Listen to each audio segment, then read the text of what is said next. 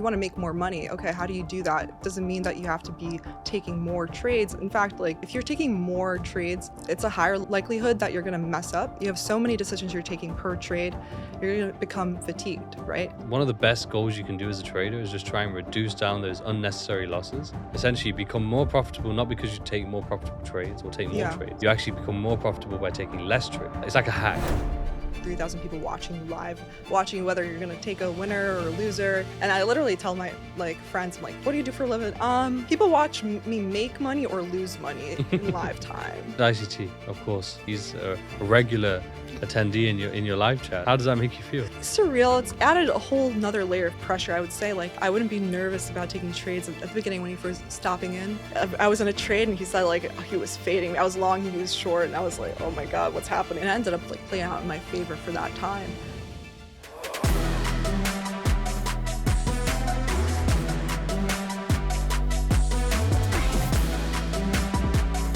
Number one podcast in the trading space, the fastest growing, and that's thanks to every single one of you.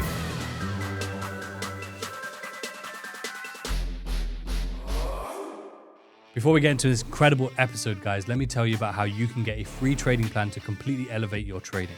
There's a link in the description below. We're doing a free email list as part of Words of Rizdom now. We're getting as much value to you as possible, which starts with when you sign up a free trading plan. Next to that link, you'll see a free Telegram where I am giving mindset hacks. I'm giving my forecasts for the week in terms of what I'm looking at in the markets. I'm giving updates on the podcast and so much more. So make sure you join that too.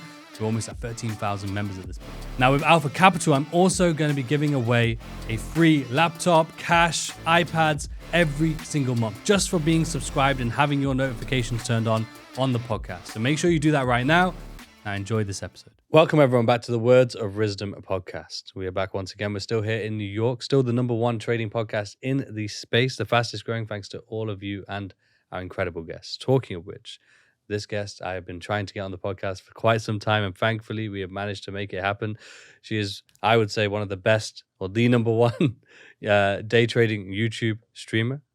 She may not want that title, I'm not sure. We're going to find out now, but we're here with Tanja Trades.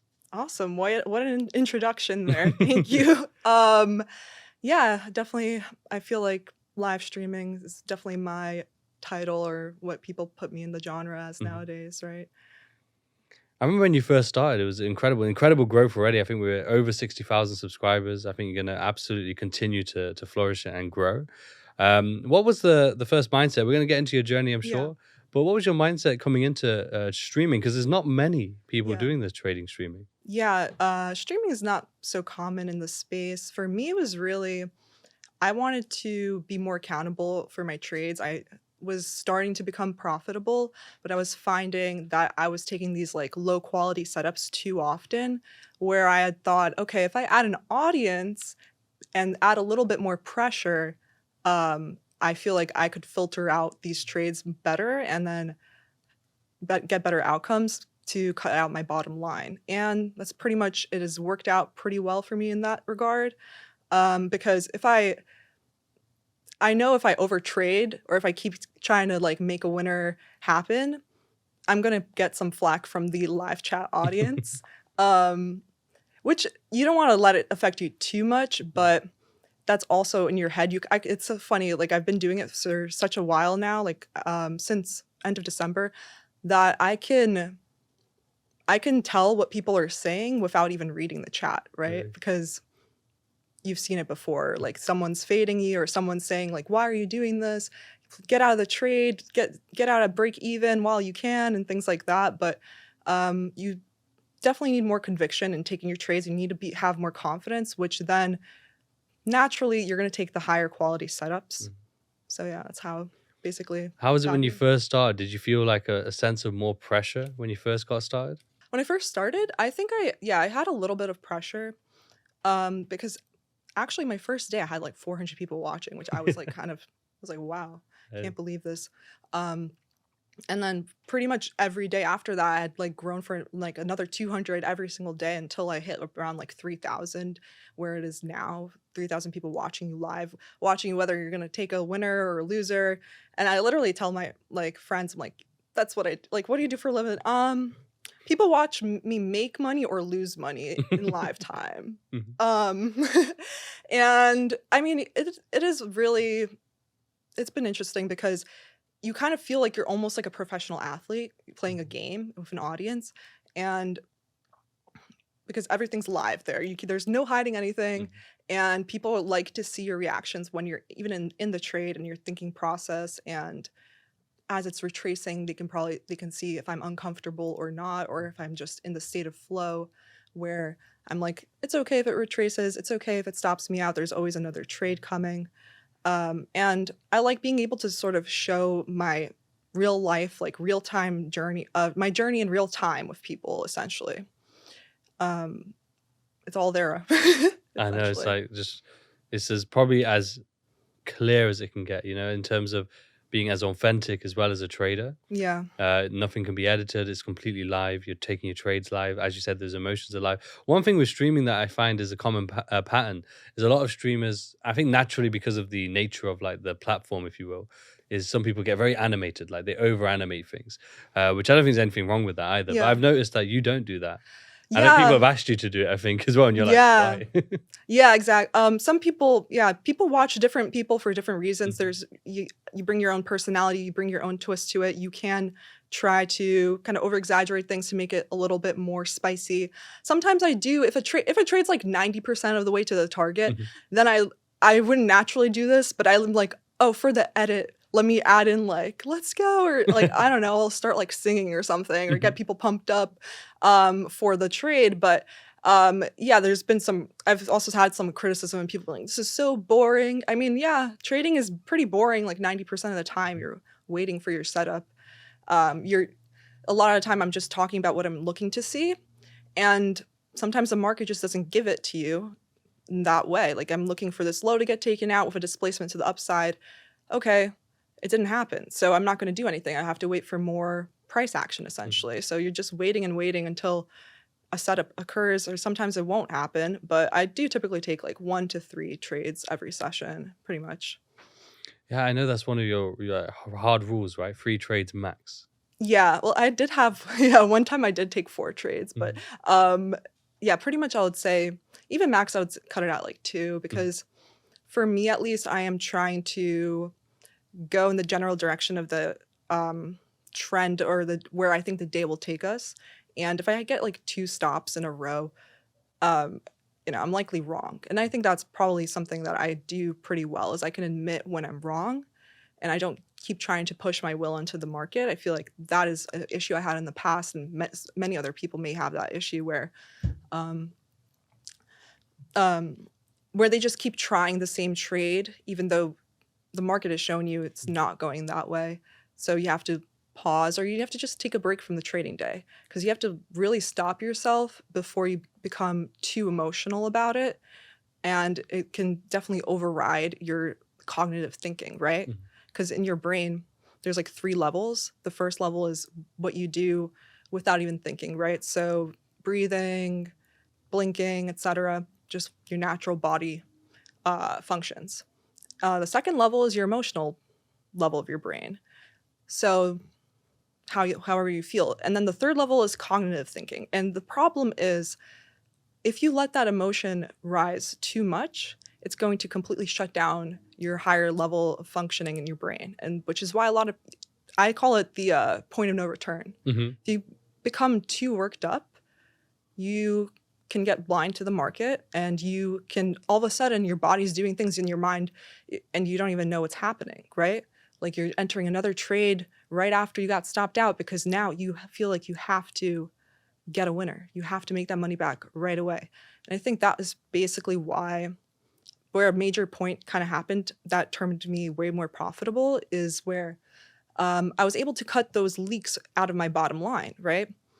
Um, by essentially cutting those losers out, I was able to let my winners really Mhm. make up for everything else. That's one thing I've always tried to highlight through the podcast. Like one of the best goals you can do as a trader is just try and reduce down those unnecessary losses, because then essentially you become more profitable, not because you take more profitable trades or take more Yeah. trades.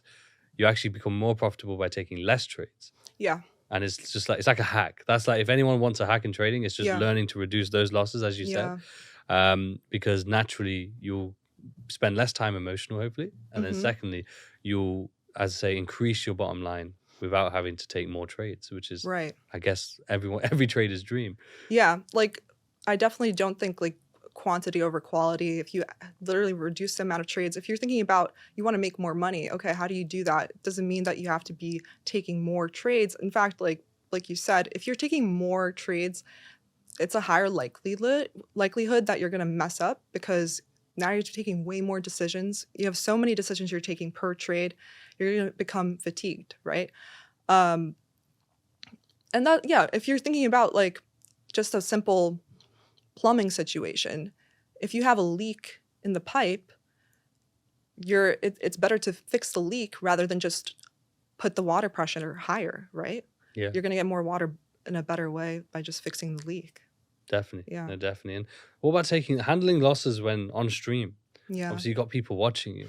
Has that ever been an issue? Is that something you had to get used to? Was it helpful, if anything? Yeah. I mean, taking a loss on stream is difficult. No one likes to lose. That's the issue in trading is I think you really have to be able to accept the loss. And I think having an audience there does help me because I kind of want to be a little bit of setting a good example, right? And I also don't want to be turned into a meme, right? So it's that, but then also my personality, I would say I'm generally a more calm person, and I've been around in the markets now for 4 years, so I've seen many of the cycles. I've seen the price action when it's extremely volatile, and then also when it's just boring. So there's almost something I haven't seen before, and it's just not an issue if I get stopped out. What really helps me is as I'm entering the trade or before I even enter, I always think about, is this worth the risk? Like for me to put on this money right now to put on this trade? And if it is yes, then obviously I'm going to take the trade. But while I'm in the trade, I also talk about like the different possibilities because, well, it can either go to target, I can prematurely stop myself out or take a partial and then break even, or it could completely stop me out in 2 minutes. And that's happened many times. And I say it's a pleasure to get stopped out immediately because then you're not holding and draw down for a while and you're not wondering, should I cut it or not? The market just basically said nope. And you just have to you get more time to just like stop and reassess and wait. But yeah, I mean, it's not an issue. I think the biggest issue is people hate being wrong. And I always say, do you want to be right or do you want to make money? It's a common saying, I think. And a lot of times you just have to swallow your ego and take the loss and know that there's always another trade. The issue is when people really want to keep getting into another trade right after a loss. And that was an issue for me too, right? I would get stopped out, immediately reverse myself maybe, or immediately try again. No, like this wicked me out. Like this is manipulation. Let me try the same thing.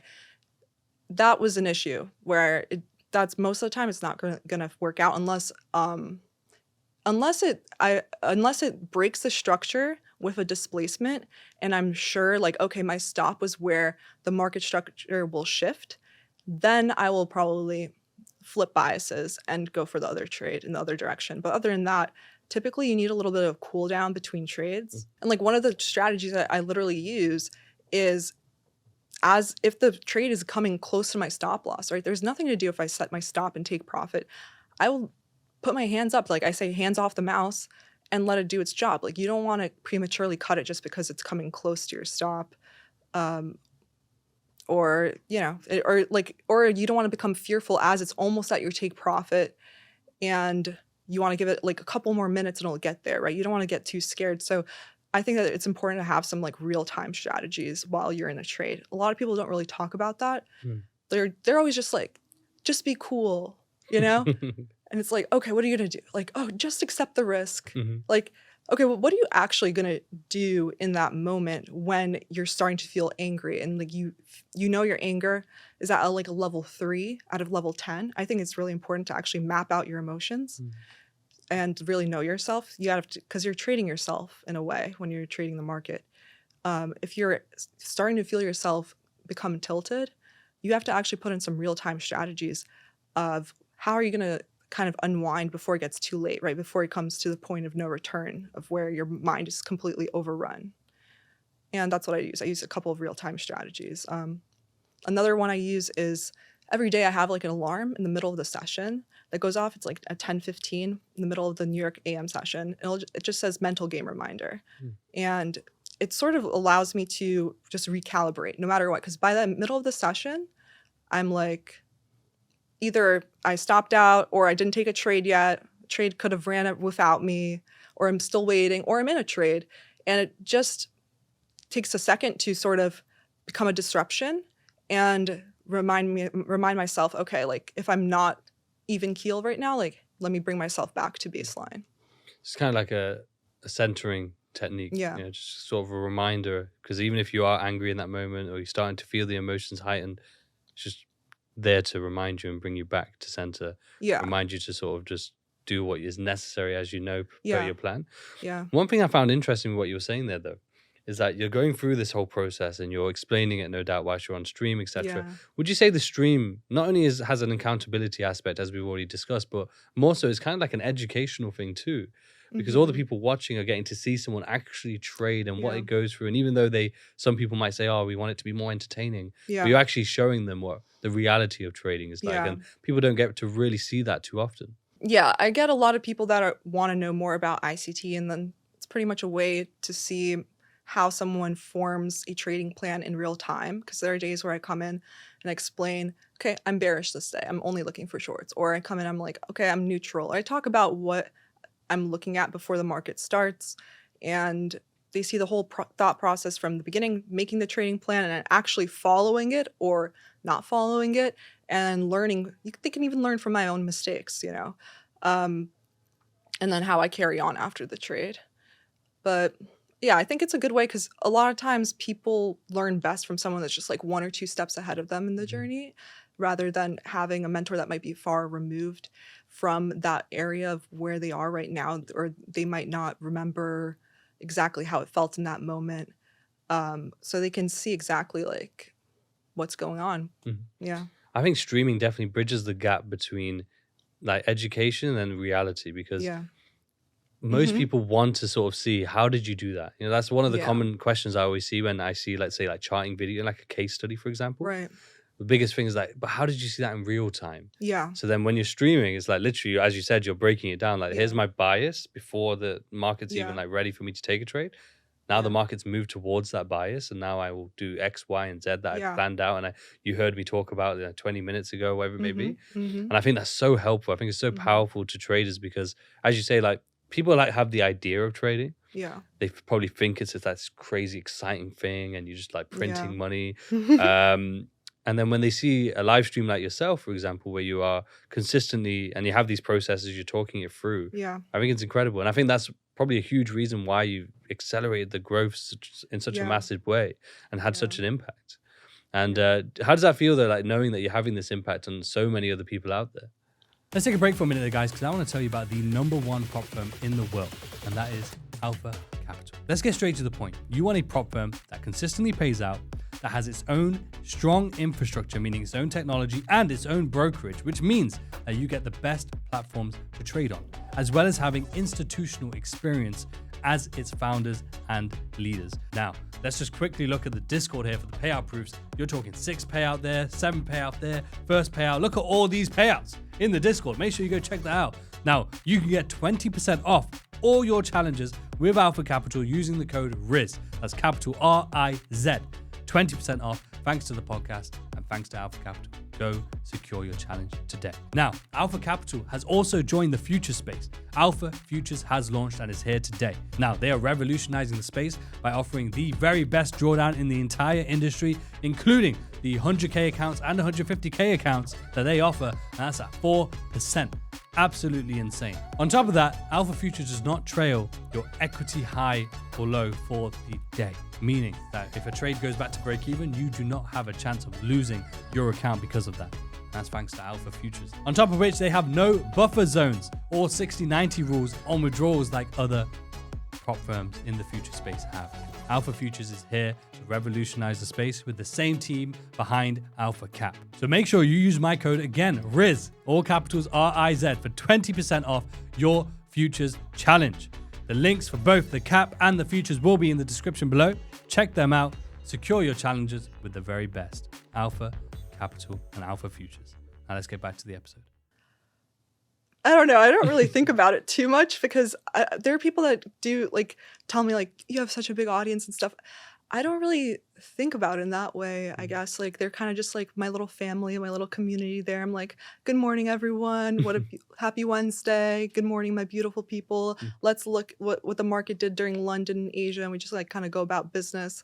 That is actually a pretty good, cool thing though, is when it doesn't happen too often, but sometimes you'll get like a donation in the chat where somebody told me they made $27,000 this month because they were able to just like have me in the background. They don't even trade the same asset as me, but they said, your patience really rubs off on me and it helped me just follow my trading plan and stick to my process. And I made $27,000 this month as my first payout ever.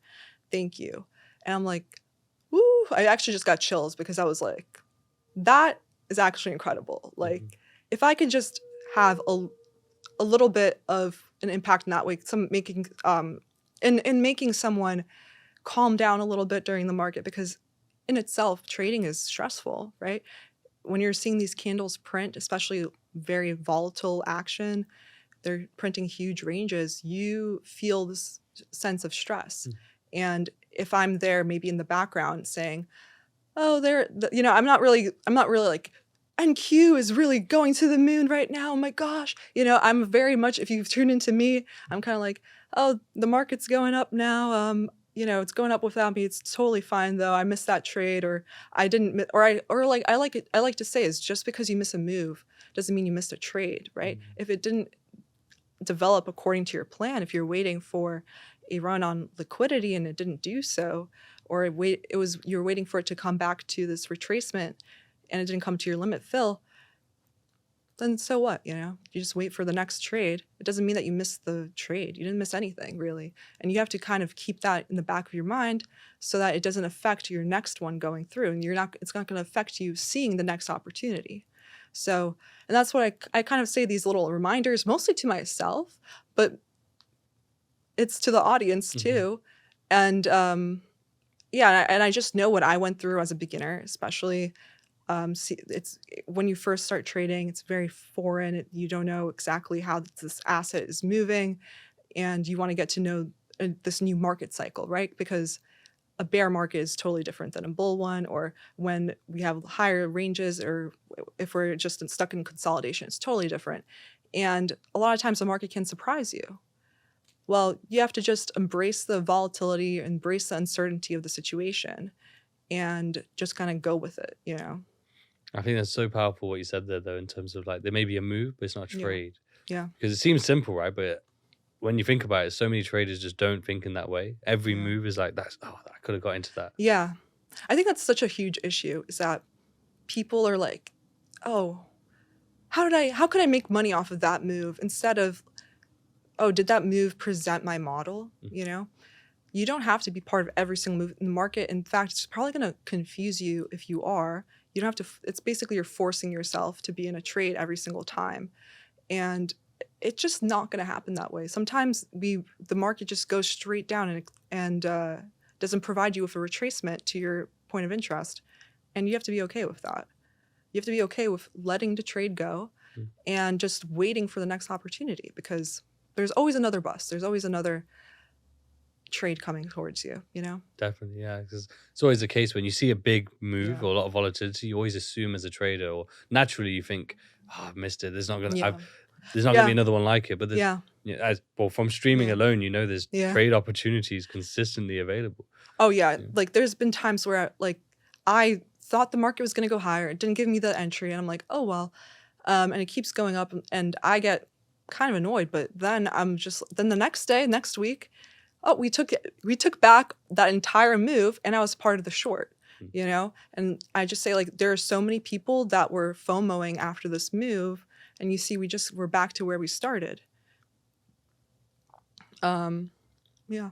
And that's the cycle of the markets, which is the markets are always going to continuously move. And I think that's why as traders, we need to always be adaptable and sort of be able to move with what the market's doing. Because if we end up getting caught, and as you Yeah. say, like a lot of people with FOMO, they will get caught on that move's continuously going up. And Yeah. because they missed the initial move, they will constantly try and get the reversal, Yeah. or the pullback, should I say, Yeah. Yeah. to then get the continuation. Yeah. Right. And in doing so, a lot of the time they just keep taking loss after loss after Yeah. loss. By the time it actually does happen, if it happens, Yeah. they then miss it again. Yeah. And then they do the same, the cycle continues. And it's very Yeah. unfortunate. I think that was a major turning point in my own trading, is when I took the emergent feeling out of the situation where I have to be right today. I have to make that money back during this session right now. No, you don't. Just, you can take the loss with grace and just step away. Because most of the time, if you're forcing something, it's not going to work out and you're going to be in a deeper drawdown. You're going to blow an account. And what now? Now you're going to have to start from scratch again. And then you see your setup happen. And now you're trying to build an eval to be funded, instead of, because you blew your funded account, now you're in an evaluation account and trying to pass that, even though that move, you could have made money on that if you had just waited and just been able to take the loss on the chin. Definitely. And I know you mentioned that you've been trading for 4 years now, right? Yeah.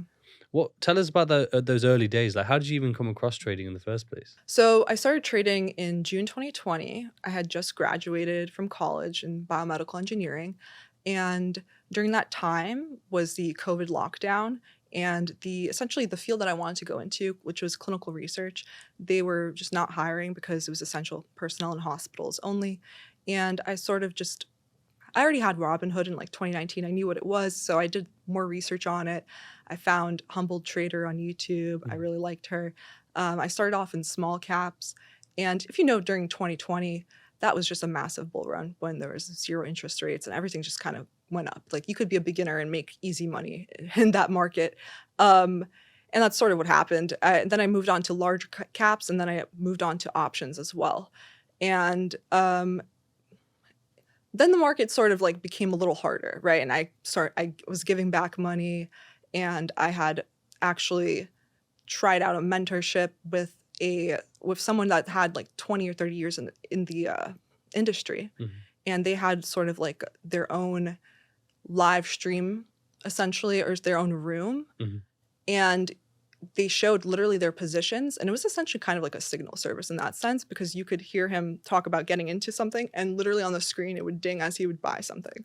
That being said, and this is why I'm against signal services, that would work out for a little bit, then I would like give that money back. It did not work for me. I do not think that signal services work, because everyone's risk is different, everyone's personality is different, everyone's trading is going to differ a little bit from the next person. You could actually have the same model as someone, but in practice, you might have different profits. And then I was in just a small Discord group with just a handful of people. We were all trading options, but mostly we were trading SPY and QQQ options. And someone said, hey, like, check out futures, because there's no delta, there's no Greeks to worry about, the IV crush and other things like that, theta, because in options you have to be right on the direction and on the time, right? But with futures, every tick value is every point is always the same. The tick value remains the same no matter what, right? So I had switched over to futures from that, and essentially, someone in my Discord group, as I was sort of getting accustomed to paper trading the micro S&P futures, just getting started, I was trading retail concepts. I was trading like VWAP, double tops, all those patterns. And essentially there was like a double top. Mhm. And I was like, okay, I'm going to short this and I'll take profit at VWAP. And there was someone else in my group that, after I had trailed my stop to break even, I got stopped out at break even.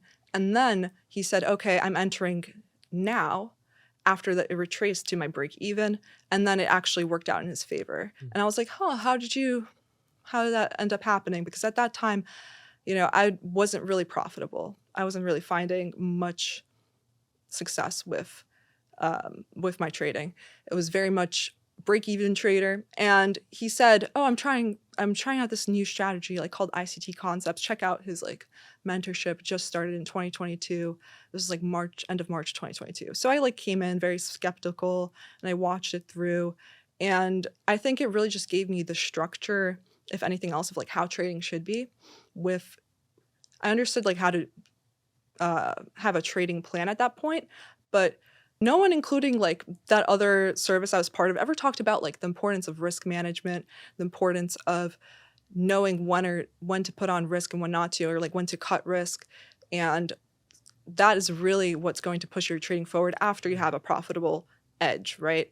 Yeah, and that's really what I think helped me bring structure to my trading, is that there were specific videos and on his YouTube channel on how to actually go about trading, go about life, go about these drawdowns. You know, even with his Twitter spaces back in the day, like a year ago, he would literally like, it would feel like he's talking straight up at you, like yelling at you, like, why are you over leveraging on these like eval accounts, or like where you're not supposed to be taking 5 minis on a 50K leverage account anyway, things like that. And you sort of felt like it helped with psychology, helped with risk management, and actually gave you this model to work with, and you know exactly what you're looking for. Essentially, it gave structure to trading, where before, you know, when you're getting into trading, there's no structure. It's just like, okay, YouTube, or you enter one Discord and it's like a scammy Discord, and then, oh, you're okay, now I'm in another one, and whatever. So that was really what helped me out, is bringing a sense of structure to my trading. Yeah.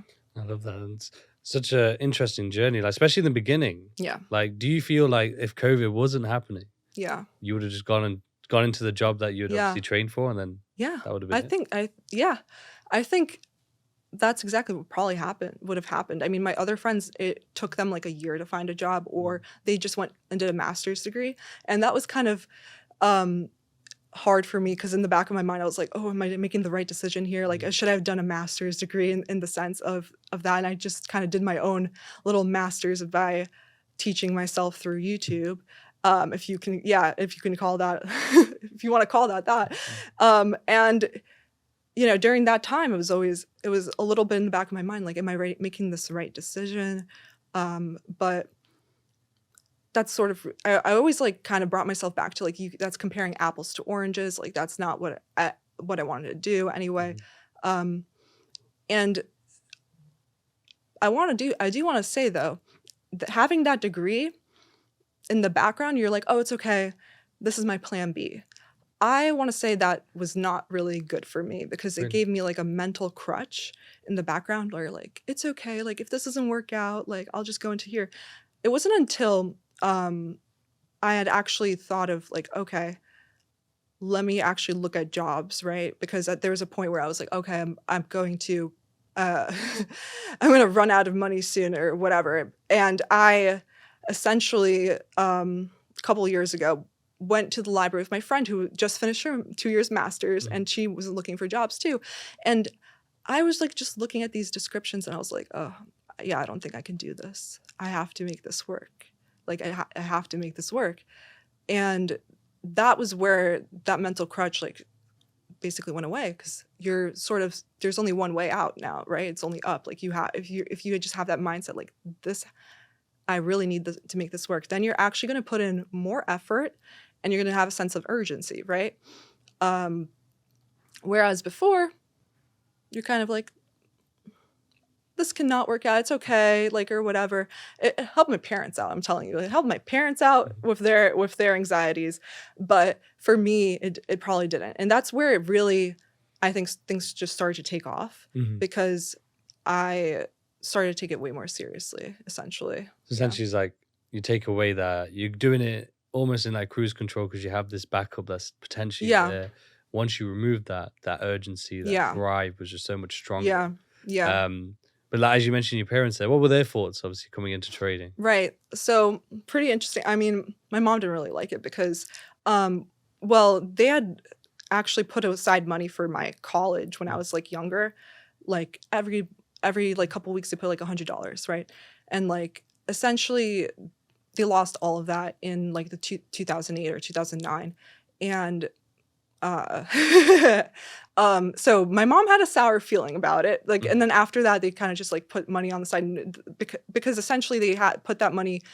I don't know if it was like a mutual fund, and they mismanaged it, in 2008, 2009 afterwards. It was just literally, I asked my mom, I was like, like, did you lose? And she's like, yeah, basically everything. It was like $20,000 or something. And so not really, not really happy for that. My mom was like, just like, women tend to be a little bit more risk averse. My dad was pretty much okay with it because he knows people that kind of do that, and he kind of the opposite. He's just kind of like, whenever you're ready, let me know and I'll give you money, and like you could build up, make me some money too, which I always like politely declined because that is adding. I feel like that would add a whole nother pressure, way different than live streaming. It's kind of being in charge of someone else's, especially your family's money. I don't really want to be doing that. I don't think it's a good idea, especially for me.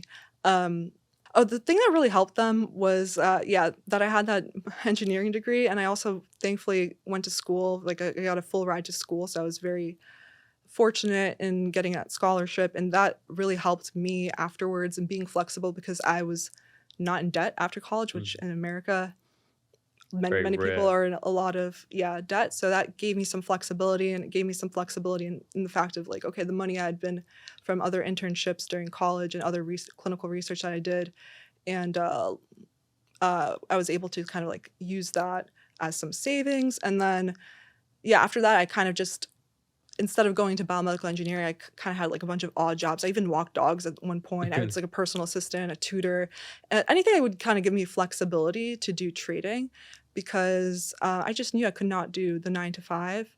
And I really wanted the freedom, and thankfully started to find it, right? Where now I kind of just make my own schedule, stream in the mornings, and then I just go about my day. I get really tired after stream though, but people don't realize when you do content, I can imagine streaming's a whole different level. But it's very mentally draining, and even though you think you're not physically active and moving around, when you're that concentrated for such a long period of time, it really is draining afterwards. Right. Really You're is. using a lot of energy. You're in a heightened state of stress, and it's really good in the fact that when you want to be focused, you want to be in the state of stress, which is where there's a thing called the Yerkes-Dodson law, where you want to be in a state that's between the perfect medium between being relaxed and stressed, right? Because if you're too stressed, you're going to be too anxious. And if you're too relaxed, you're going to be bored and taking unnecessary trades like I was doing to just kind of add a sense of spice to my day for no reason. So you want to be in the middle. And it's important to know exactly where you are in that moment. If you're just kind of like bored from the action, you're like, oh, let me just take this trade just to try and see what happens. That's like the worst thing you can probably do. And if you're too stressed, you might be missing your entry. You might be too fearful, or you might be kind of babysitting your trade for too long and micromanaging it. So for me, that's where live streaming helped. But essentially, if you the thing that, and it also helped me in the fact that it gave me the set of like time. I'm just mostly trading during that time. Rarely am I doing the afternoon anymore because, like I said, I get tired. And that gave even more structure to me. Like, okay, I have this time frame, and then in hand made me take more quality trades because I knew, okay, I'm only trading during this time. Let me make it count, and let me not do something I regret, essentially. Yeah, definitely. And one thing you mentioned there as well, or a couple of times now, in terms of emotions, and it seems like you've either read or researched a lot about human emotions. Is that true? I don't know if I've read a lot of research. I have a background in science, so some of it is just like I know from classes. Some I pick up from trader psychology books, and I mean, you really have to. One helpful thing I do think I know from like neuroscience is that the emotional part of your brain is this like small almond shaped in the middle of your brain. It's called the amygdala, and when you're feeling a sense of danger, that's basically flashing, right? And your body and your brain just thinks that it's danger, right? It doesn't know the difference between, oh, the market's moving 100 points and a lion, right? And a lot of times your body's going to give you false positives where you're going to feel fearful in something that's not actual danger to you, but your mind is trying to protect you from that, which is why you might feel fearful from during a trade. If you're just simply aware of this, I think the first step is awareness. And then you actually have to do some things to regulate yourself, where I think the real-time strategy comes in play. And I do like the book, The Mental Game of Trading by Jared Tendler, because he talks about this. But I think something that probably lacks in the space is like people sharing what their real-time strategies are, which I said, kind of like, how are you going to bring yourself back to baseline in that moment? You actually, like, many people would benefit from like taking a small step away from the screens, or you could literally just do the physiological sigh, which I learned from the Huberman podcast, where you take 2 quick inhales and then a deep exhale through thinly pursed lips. You can literally feel your heart rate start to slow down. So you have to bring yourself back to a moment where you're not as stressed anymore. And yeah. Essentially like creating an anchor. Yeah, you're creating an anchor to bring yourself back to your midpoint, right? To your baseline, where you're actually you're in a state of flow, essentially. And if you know, okay, I can't get there right now, if you've mapped out your emotions to that point, then you know, okay, I actually have to step away right now because it's not going to work out for me today. There's no harm in doing that. I think a lot of people, they have a sense of pride, which I've done so in the past, where I want to keep trying. I want to keep trying another trade. And I feel like that's a common thing I've said so far, is it's kind of like, just stop. There's no sense of urgency here. You don't have to make things right away. There's always another day. Do you think when that sense of urgency is there, that is an exact feeling that you need to be away from? That is the exact feeling that really does not serve traders at all? Yeah, and I think it presents differently in different people. I think it's important that's where reviewing how you after your session helps you. You shouldn't really just review whether the trade was a loss or not. It's kind of like review, how did it happen? Like, after I take a trade, no matter if it was a win or a loss, I think about, okay, would I take that trade again? And if not, like, what behaviors happened where I might have made a mistake? Because not every losing trade is necessarily an issue with your performance. And then also you can have a winning trade and it was actually not you did not perform well because it wasn't in your plan to begin with and you kind of just chased it, right? So I think that's really important, is to know whether or not your losers are coming from just the natural flow of probabilities, or is it from your own performance? Yeah. You mentioned as well along your journey that you had gone from small caps to, it wasn't futures yet, small caps to options, and then to futures. So making those transitions, was there any difficulties in having to learn like the new markets, etc., or what was that process like? Well, honestly, switching to futures just brought sense of ease, because no longer do you need to have any stock screeners. If you're just sticking to one or two assets, I basically trade NQ like 90% of the time. I do look at the heat map for during the day to see, the stocks that make up the NASDAQ, to see how are they doing to get a sort of more sense of sentiment, or help me form my own narrative. But other than that, it really brought me a sense of ease, because options are more complicated in the sense of adding all these extra variables such as delta, theta, vega, all these other things that you have to keep in mind, right? So what would happen a lot in my options journey is that, if I was buying a breakout, I was getting essentially a bad fill because the implied volatility was juiced up, right? And for me to make money, I would have to move even more in that direction. And if it simply just stayed at that price, you are losing money, right? Because time is passing by, and then also the IV might be getting crushed. Versus futures, it's chill. I can have my stop there all day if it doesn't hit that stop, right? I typically will have a time stop, like, okay, if it, I know my trades will typically work out in like 20 minutes, and if it's not happening, it's just chopping around, and like I'll cut it off. But it really just brought like a sense of ease in that way. It does give you more leverage. So you do have to just make sure you're sizing appropriately. And I think that's what maybe some people don't think about as much. They're kind of just like, oh yeah, I always take like 2 contracts or whatever. But if your stop loss is now bigger, you have to go smaller sizing, right? Yeah. And you mentioned ICT, of course, along that journey, Yeah. how you came across him, and full circle moment. He's a regular attendee in your live chat. How does that make you feel?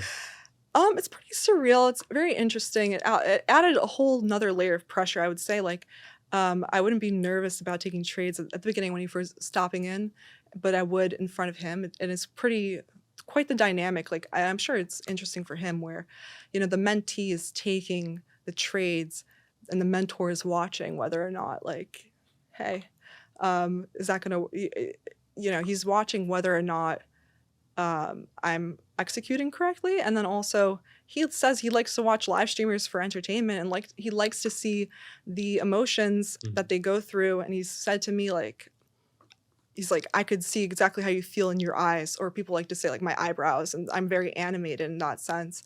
And it brought more pressure in that regard. And especially when I would see that he was there, and he likes to talk to the chat also just by saying like some levels and things like that he's looking at. And for me, at least, it was better for me not to read the chat, because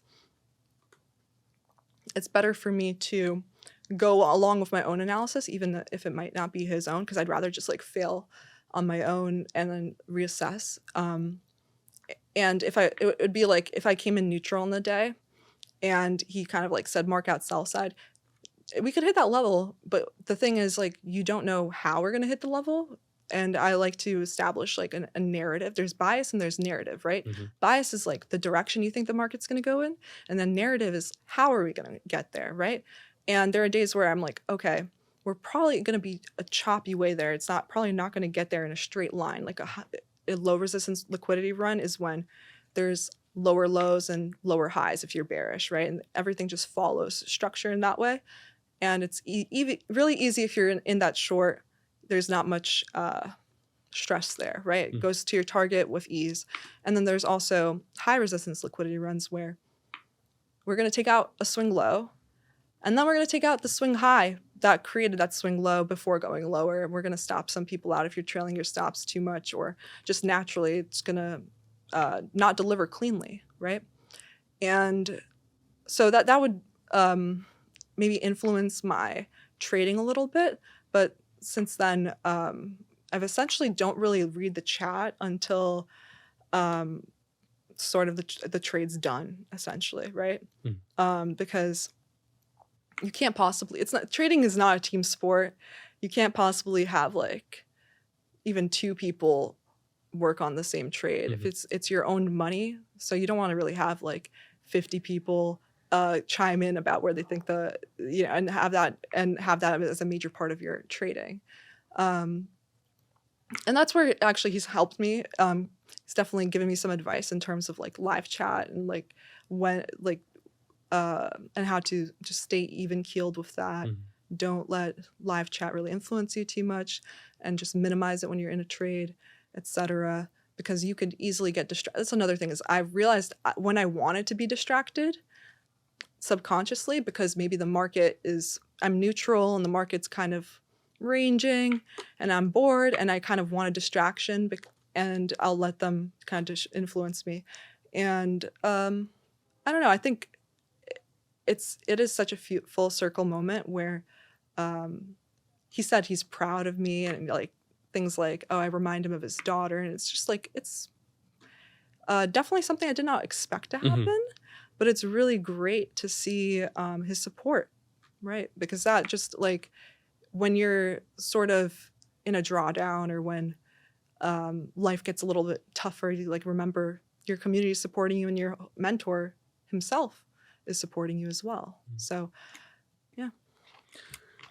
I think it is fascinating though, especially in terms of, as you mentioned, as a trader, you need to stay focused on your plan, your edge, your bias, your narrative, Yeah. which can be difficult when someone like ICT is in there, someone you've learned from, Yeah. someone as well known and famous in the industry as Yeah. ICT being in the chat, of course. But as you mentioned though as well, like if he marks a level and it gets there on this occasion, that's cool. But there's also times where you might mark a level, but then you're following your bias, your Yeah. narrative, and it works out in your favor. Yeah. Which is, of course, And it's happened. It's happened where I was in a trade and he said like he was fading me. I was long, he was short, and I was like, oh my God, what's happening? Well, I can't. For me, I absolutely will not just cut a trade. If someone else says something, I'll just like let it play out. And it ended up like playing out in my favor for that time, which was cool. But it was definitely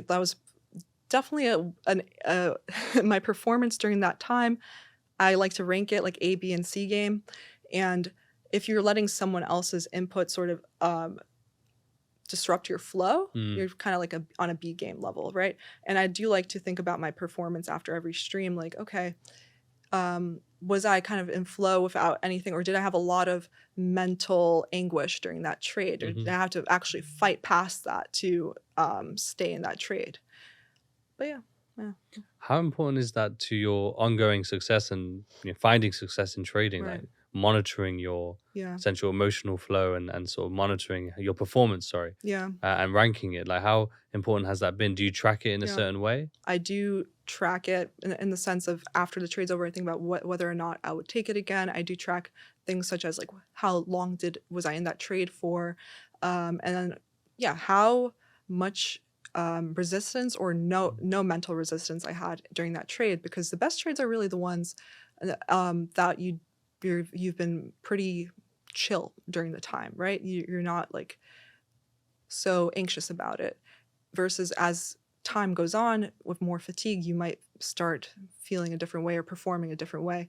And if you notice your energy levels sort of depleting, just being aware of that, being able to step away is just going to help you. I've actually literally started to track my own sleep and how that relates to performance. And I'm telling you, there's like a direct correlation. If I don't have good sleep, I'm going to be a little bit more irritable. I might want to get more distracted by chat. I might not want to enter a trade, et cetera, et cetera. Or I've taken like 3 losing trades, and then afterwards I'm like, oh yeah, I had like 4 hours of sleep.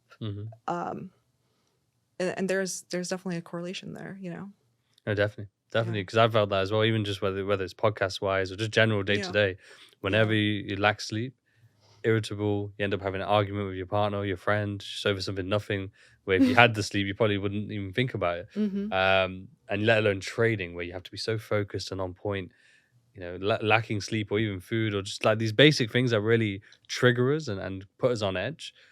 I think it's so important to be aware of, for sure. And one thing that sticks out to me as well as someone who's doing ICT concepts, one thing that a lot of people struggle with when they get into that is the amount of models that are available. Yeah. What was your process of sort of finding the model that works for you and the one that you, I guess, use to this day?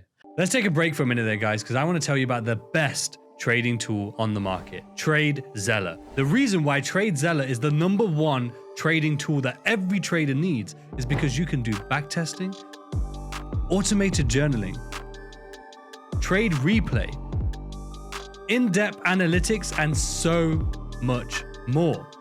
And the greatest part about TradeZella is that it's all automated. All you have to do is connect your MT4 and MT5. It will pull all your data onto the dashboard. You can add playbooks.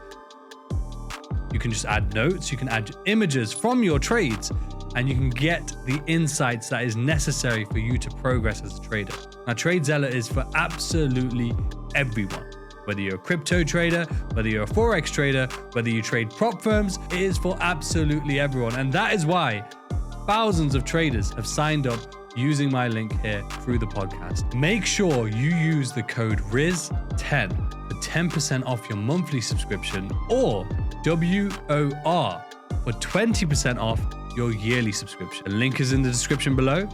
And let's get back to the episode. So I started with the 2022 mentorship, and I do think that's a really good model to go with as you're starting. And then to move on to the silver bullet model is what I've done.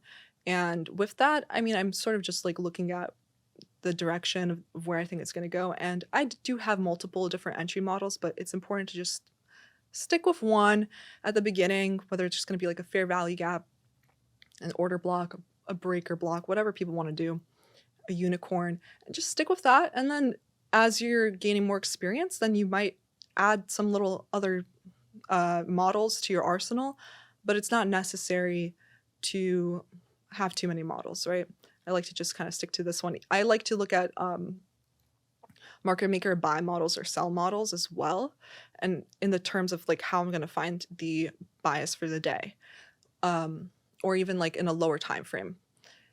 And essentially, like I could see a lot of times I can see like, oh, there's a SMT forming, there's a divergence here between ES and NQ, and I know like, okay, that some people are going to be entering here, but that's just not what I'm going to do. I'm just going to keep watching, and I like to wait for more confirmation, and I like to just wait for the higher probability setup, even if that like smart money reversal might have a smaller stop, it might not be a higher probability trade, and I just know myself, my personality, I want to wait for more confirmation, and I'm waiting for my specific silver bullet entry. Yeah. I think that's great. And Yeah. a lot of people, they struggle with that, and hopefully they'll be able to just say, okay, Yeah. let's pick a model. Yeah. Stick with that. I think it's the discipline at the end of the day. You're Yeah. being disciplined, as we've already talked about, in terms of you sticking to your bias, regardless of anyone else. Because I'm sure the chat, regardless of whether ICT's in there or not, there's other people who Yeah. probably watch on a very reoccurring basis, and they're probably throwing in their levels and their bias Yeah. in there too. So it takes extreme discipline just to focus on yourself. Yeah. And then also discipline to, when learning in that learning process, to pick something that really resonates with you and then just stick to that to begin with, Right. and build and sort of use that as a foundation to build everything else on. Right. Versus, I think what people make a mistake of, they try and blame ICT for it, like, oh, you have so much content, so many models. Yeah. When in reality, it's like, if I'm not mistaken, I haven't watched it myself, but I'm sure he doesn't sit there saying, hey, use them all. I'm sure he would say, like, no. there's break it down, Yeah. fix, stick to one and build upon it afterwards. Yeah, it's kind of like making a salad. Like you get to pick and choose your ingredients. Like you could do whatever. You can get the like a specific pre-made model that he's made for you, or you can kind of create your own from the different concepts he's put out there, right? And I think another important thing for beginners to kind of stick with is wait for higher time frame levels of liquidity to be hit. That's going to give you a much higher probability trade, right?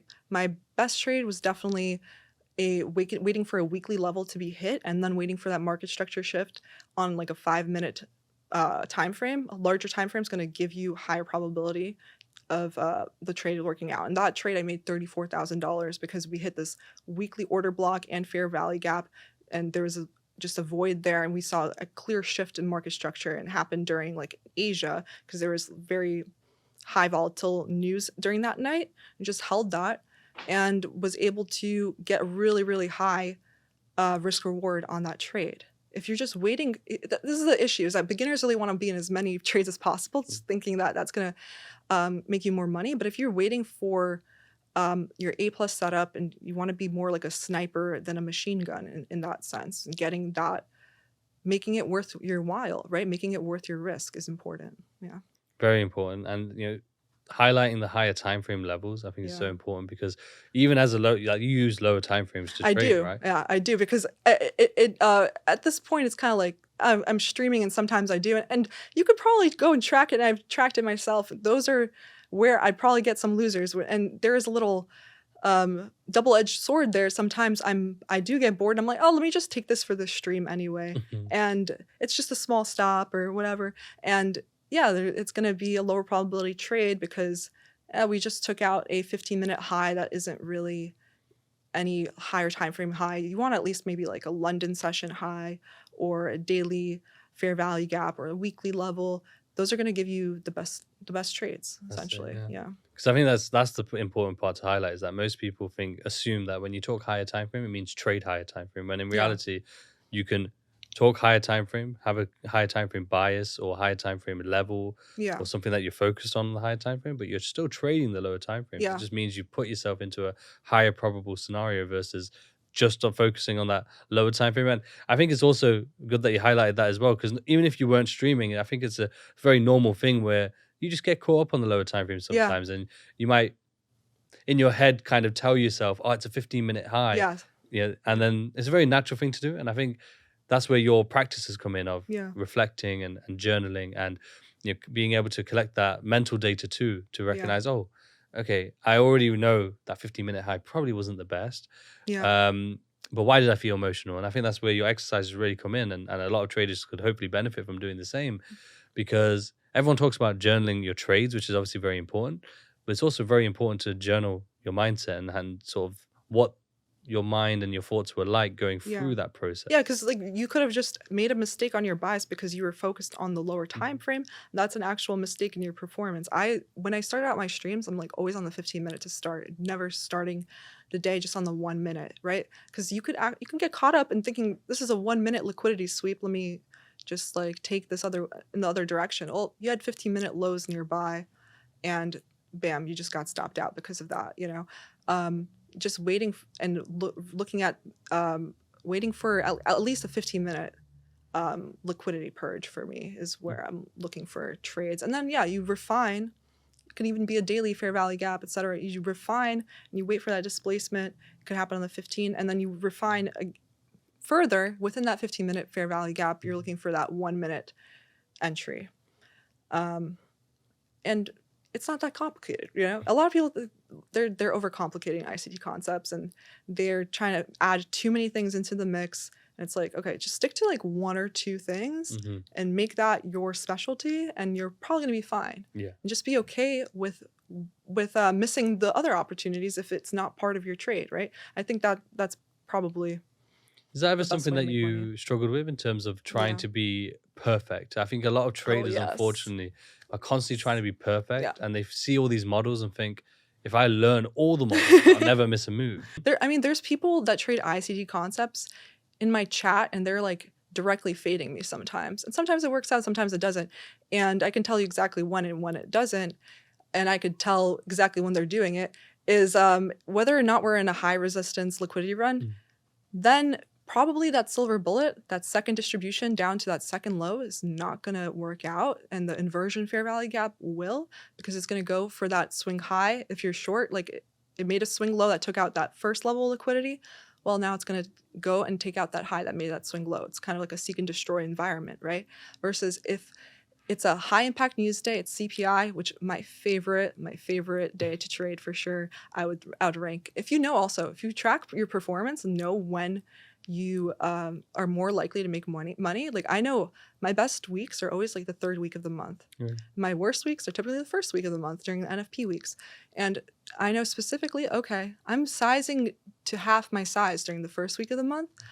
And that way, just by pure risk management, your winners are going to really outpace your losers, right? But like I said, if those low resistance liquidity runs during high impact news days towards the end of the week, and there's like a weekly draw yet to be met, everything's lined up, bang, bang, bang, bang, that silver bullet is going to work out, I love that. And being able to track, so like mentioning that, in your best performing weeks, do you risk more in those times? Or Yeah, I actually do sometimes. And that's where probably streaming, it's a whole nother ball game when you're leveling up your sizing. I definitely think that's a whole nother process, right?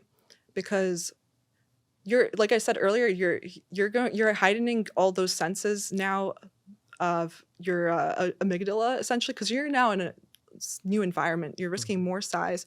Every little anxiety is going to be a little bit heightened. So it's important not to do it it's important not to have too much of a jump, right? So if you're starting out on trading on 3 micros, you should go up to like 5 and then 8 and then a full size mini, versus like you can't just go from even jumping from like 5 micros to a full size mini. You're doubling your size now.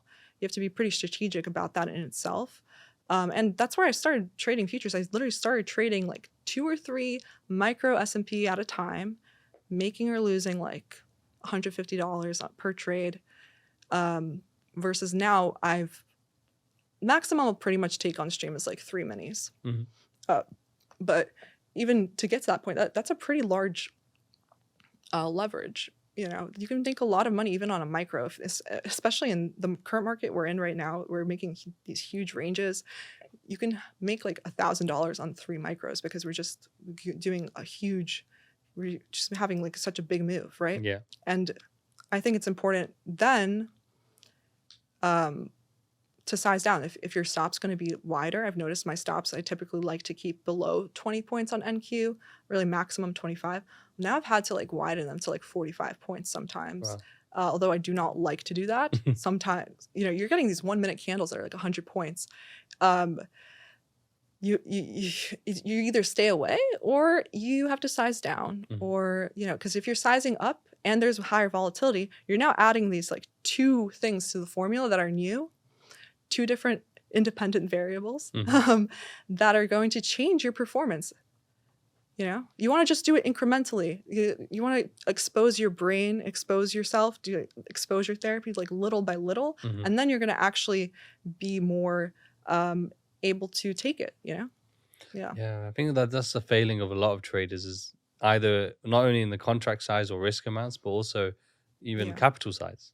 Capital size, and there's other variables that the same thing applies to. Where they're just rushing, and that sense of rushing the process and not sort of allowing their brain to catch up, or allowing their brain to essentially do the reps to build it, so that it can last long term. And that rushing nature is normally what creates the emotional thing, and then they end up blowing up or just having to size right back down again. Exactly. That has definitely happened in the beginning of my journey, where I had a big winner, time to just like size up on the next trade, like even though it's not the same quality setup, it's not the same thing at all. Well, now you just like you cut your profits in half quickly, or you just gave it back and more because you kept going, demanding another winner. I think when you're starting out, you're way more inclined to feel euphoric because you just don't have the experience of seeing those kinds of big moves happen in the market. And if you're part of one, man, you just feel really, really good, right? I was actually part of the whole GameStop, AMC run-up situation, and I was day trading GameStop. I was also swinging options into the next day. And I was fortunate enough to be part of a really big move in GameStop, where for every options contract I had, went from $500 per contract. The next morning, because I swung it overnight and we had this huge gap up, they went up 2,000% to $10,000 per contract, right? And I felt like I won the lottery. I was like smiling. I was so excited for the market to open, and like I was ready to sell those contracts, even though back then actually the brokers paused the open, and then that adds a whole another level of anxiety. Like, am I going to give back everything? And just so ready then to get onto that next winning trade, thinking that the next one is going to be the same thing. It's totally not. Every single situation is different. And just like that really huge euphoric high I felt, a couple of days later, I felt this huge low where I was in like 1,000 shares of AMC in pre-market. And essentially at the open, they delayed the open, and we had a limit down stop where my stop was like $19. Well, I got stopped out. It's like $16 where we opened up, and I had lost like $9,000 instead of like $2,000. And it was a huge just like wall, like a brick wall coming at me essentially, and I felt like depressed. It's like trading is not meant to be like that. Sure, you could have a winner and like pat yourself on the back, but it's not supposed to be a surprise. You're supposed to have this like plan where you're going to take that profit and then move on to the next trade. Not a whole roller coaster of emotions. And that I learned the hard way, and I feel like many others do as well. And I definitely do not recommend going about that way, where you are just sizing up. You had a big winner, and now you're sizing up on the same setup, on a different setup.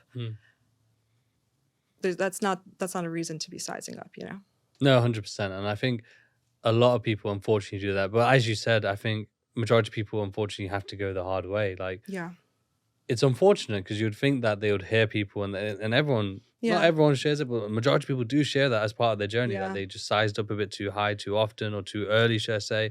Yeah, I've done that too, where I was the beginner and I'm thinking, I'm the exception. It's not going to happen to me. No, you are the rule. Like, you are not the exception. You're the rule. It'll happen to you if you're not careful enough. You should be listening to these stories. And hopefully you won't go through the same hardship, but a lot of people do have to learn the hard way, and probably I don't really regret anything. I think it adds to your experience and helps you become more careful in the future and shapes you who you are as a trader. But other than that, What are your thoughts? So, like, when this was recorded, or when this is released, sorry, this was actually recorded a few days after we had such a market turn down over yeah, the weekend. So it's August 5th, only last week from when this comes out. But what was your thoughts, especially as someone who live streams? I think obviously, yeah, I think you decided not to live stream that day because yeah, already majority of the move had happened at that point. right. But what are your thoughts though? You see such volatility and a lot of emotions, a lot of panic as well from some people. Right. What are your thoughts when you're looking at the markets in that way and you're seeing these huge moves taking place? We ended up in the end bouncing back, Right. which is always so interesting because you see all this panic and you see all this emotion, and Yeah. by the next day, within 24 hours, it's pretty Yeah. much back to normal. I think that comes back to, like, do not be relying on the general sentiment at the moment. By the time the news comes out, the mainstream news comes out, probably the move is over. And that was the same with, like, the meme stocks as well.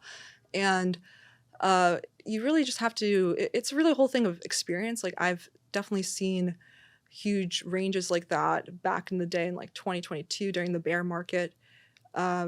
And you just have to call back to those times. It's helpful to look back in the charts and kind of be able to map that out. But it's really important to, before the trading day starts, to know how much am I going to be risking per trade before it even starts? Am I going to cut risk today?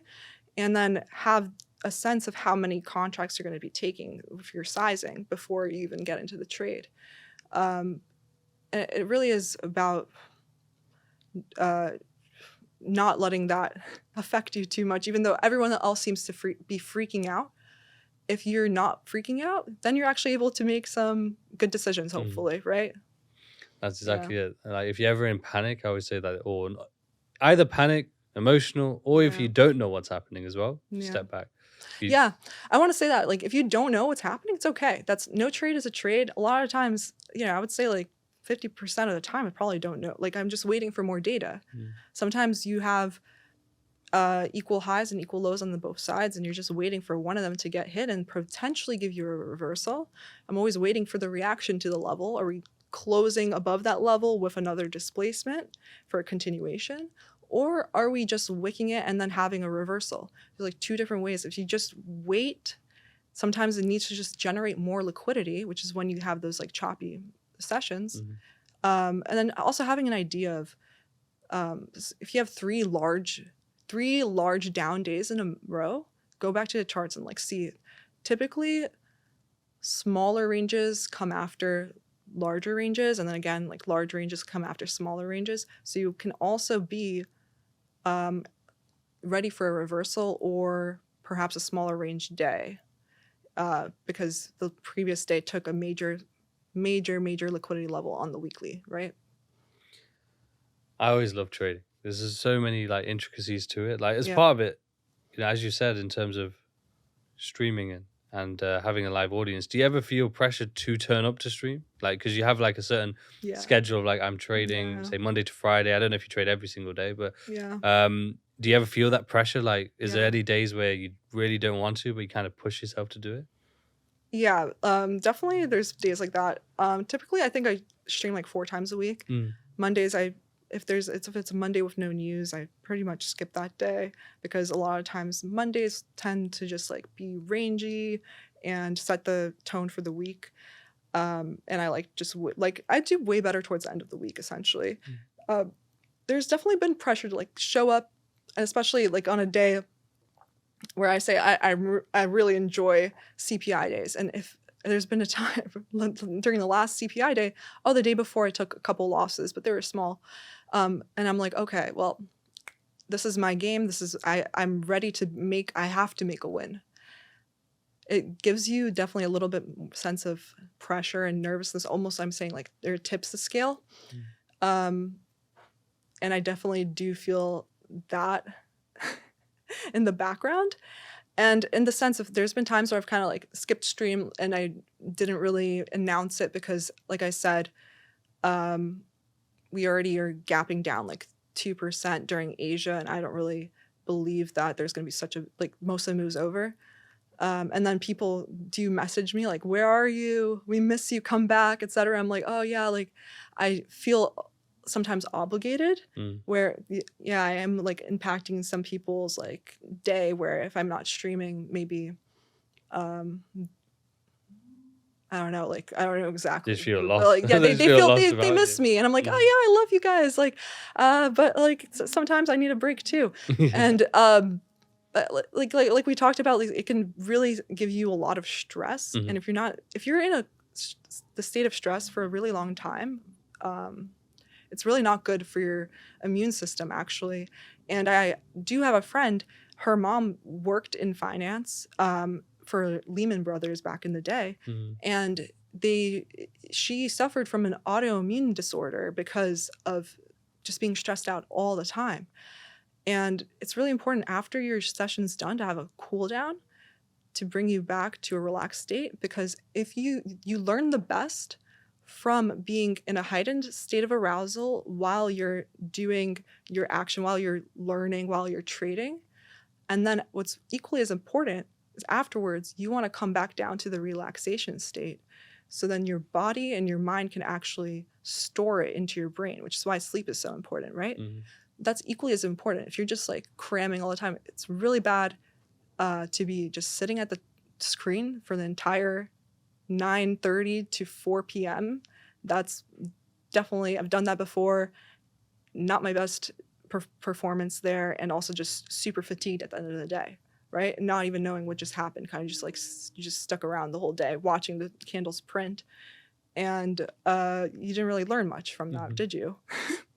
You've mentioned now twice actually in terms of CPI days being one of your favorites. Yeah. You know, what is it about those days? Because I know a lot of people is the well, not the opposite, but they're taught that the opposite. Right. You know, avoid these news days. You know, don't trade them. Right.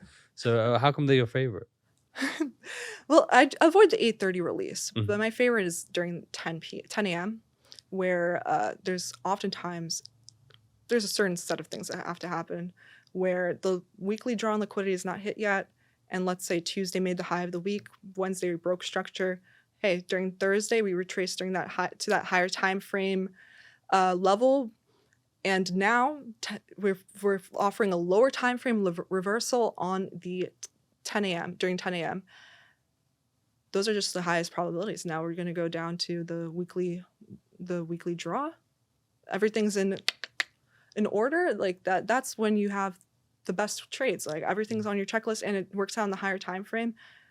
I've had like a 4R on a stream, 135 points winner with my runner, and it took like 40 minutes. So that's pretty tough to just hold that. And I have to have live stream minimized during that time because there's people that are like just like, you're so greedy, take your money. And I didn't even have the target as the weekly draw. I just had it as like London low, but that offered like 135 points.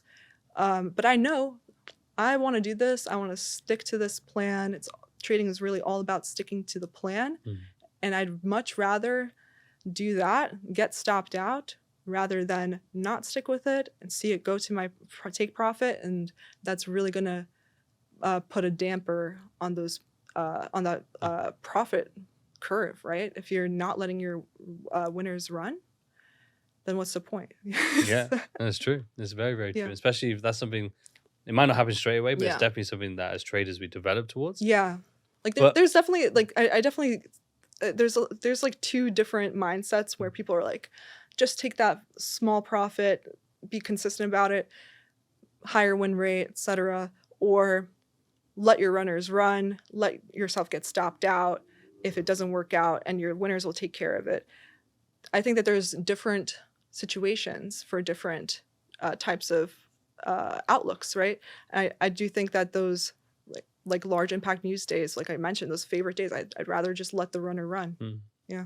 No, definitely. One thing that I've noticed actually off the back of that is that with most live streamers, and it's not, I don't think there's nothing negative about it. Yeah.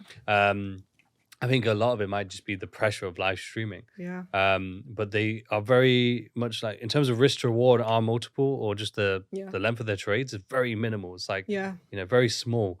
Again, I think it's probably the pressure of the live stream, maybe, or it's just strategy. But you're kind of on the opposite end of that, where you are getting like pretty good R multiples. You're holding your trade for a decent amount of time as well. What is the difference there? Do you think it's just something where you're just sticking to your plan? You're sticking to, what your strategy? Yeah, I think those people probably have different strategies. There's definitely been times on stream where I've let that affect me. I'm like, oh man, if the first low was hit, and it's also a matter of contracts, how many contracts I have. If I have one mini, it's really hard to beat because I like to partial. So I'd much rather go if I have 10 micros, 15 micros, or 2 minis. It's even hard with 2 minis. You're like, okay, I just took a partial in half my position. I'm like, okay, do I just take the rest off? Because if this like retraces and stops me at a break even, people are just gonna clown me. Or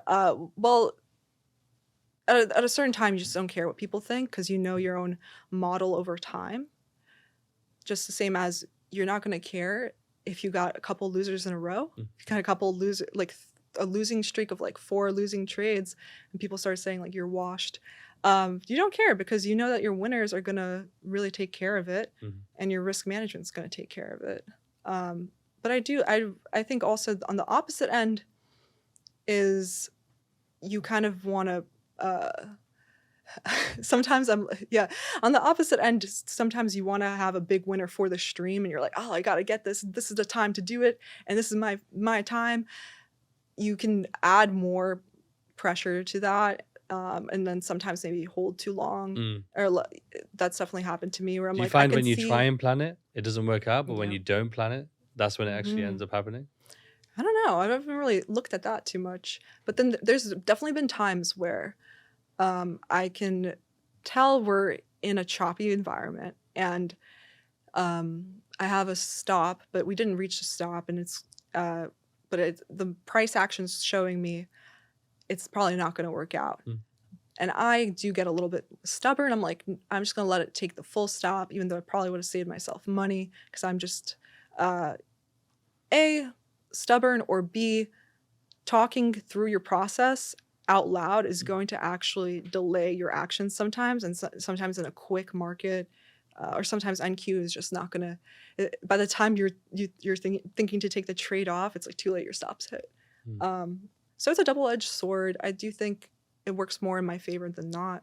And as long as, you're making money, just keep doing that. There's always other ways to refine your edge, but it's not always so necessary if it's starting to make you money. You don't want to like mess with it too much in a sense. You don't have to be perfect. I struggle with perfectionism. I smiled earlier when you like mentioned that. It's like, I want to be the perfect student. I want to set an example. No, it's not going to happen like that. You have to embrace the uncertainty in the market. And that means that it's not going to unfold the way you want it to every time. And that also means that your performance is not going to be the way you want it to be every time. And just accepting that, journaling it, and then moving on is the way to do it. Yeah. I love that because as we talked about earlier, like that is, I think, another one of the pitfalls that traders go through. I don't know what it is. I don't know if it's a natural thing that we assume that there must be a way. There has to be a way where we can predict every single move in the market. And whatever way that is, I must find it and then do it. When in reality, as you say, uncertainty, maybe it's that. Is rather than us being perfect, it's the fact that we don't like uncertainty. Oh, yeah. No, we hate it. We hate it because every other aspect of life, you can basically control what's going on. Because hey, if I do well at my job, if I put in the effort, I'm going to get a good performance review. I'm going to get that raise, most likely. Versus in trading, you could do everything right. You'll get stopped out. And you have to accept that. You're going to lose money even though you were on your A game. Because why? Because it just didn't work out that day. It's just in the sense of probabilities. That's just what's going to happen. Yeah. Hopefully people can learn to accept it. In terms of, you mentioned very earlier in the podcast in terms of freedom. What does freedom mean to you? Freedom. That's funny. Freedom. What does that mean to me? Being able to create your own schedule, being able to know when or when not when you want to take your trades, when you don't want to, when you want to lay off the gas pedal, when you want to tap the brakes. Being able to whatever you want, essentially, if you want to travel, if you want to spend more time with family, if you want to, wherever you want to live, essentially, right? Like born and raised in New York, I'm still here though because my family is here. But theoretically, I could move across the world if I wanted to. Yeah, essentially, just I've taken up golfing recently. I don't know. Really? Like, yeah. Really? Yeah. It's like, okay. Yeah, after the session, like I said, after I like to cool down Mm-hmm. and I have access to a golf simulator, and I'm like, let me try this because, hey, and it's fun to whack them balls into the screen. I don't know. And I'm like, now I'm getting some lessons. I'm like, hey, maybe this is gonna, it's gonna turn into a little hobby. And Yeah. like, you can do essentially whatever you want with it. You can work on your content, Mm-hmm. or you can start some people start other businesses.